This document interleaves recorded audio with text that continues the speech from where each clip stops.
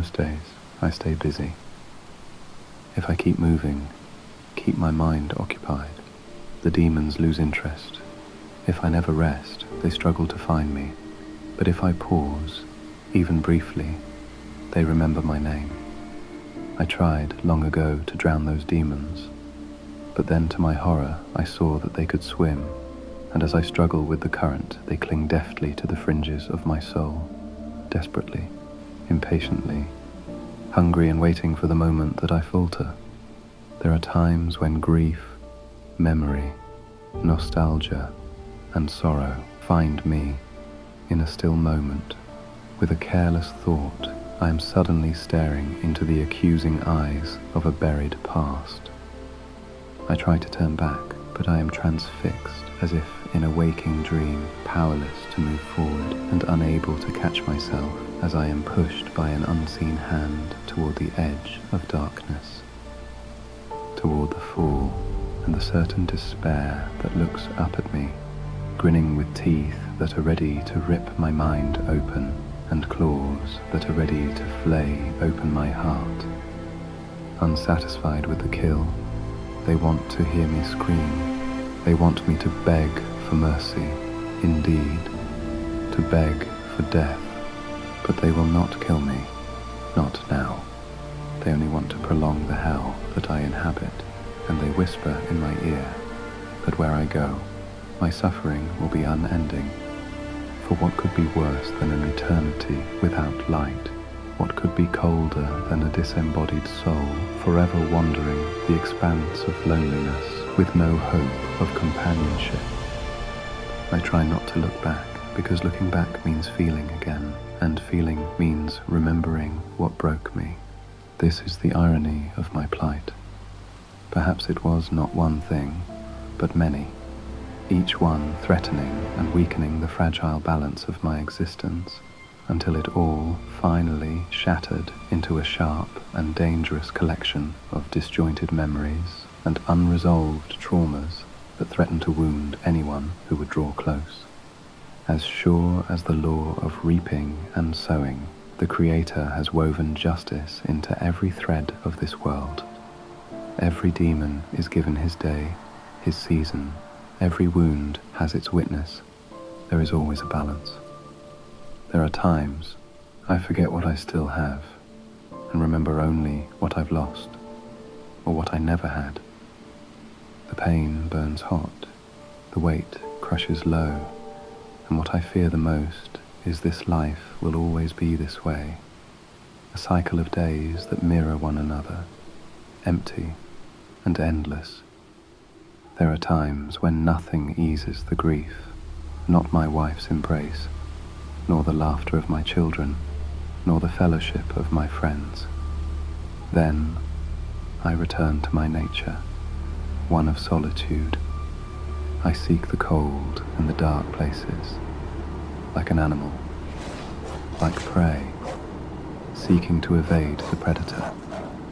But by doing so, he is left behind, perhaps in a place where he cannot be found.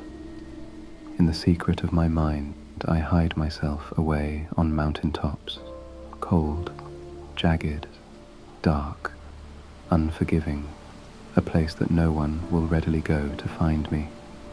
A single speck, unseen, unheard. Only the wind through the trees can soothe the ceaseless noise of my mind and the deceitful beating of my own heart.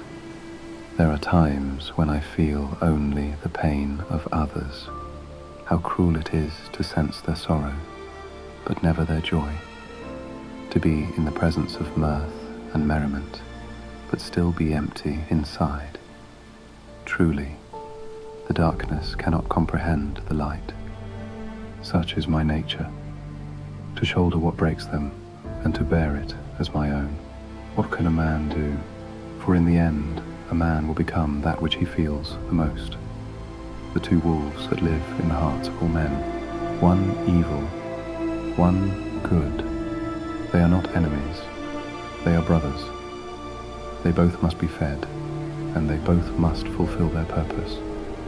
One must heal, one must injure, One must destroy, one must build. I find neither good or bad in these two natures. This is the order of things. This is the balance. But there are rare times, fleeting, sacred moments, when I remember how to hope. I remember what joy feels like, the safety one finds in the company of others. A sound, a scent, a place where suddenly youth and innocence return, dancing like colored lights at a great feast. For a heartbeat, I feel alive again. And even in that breath of life, I am sad, for I know it will leave me soon.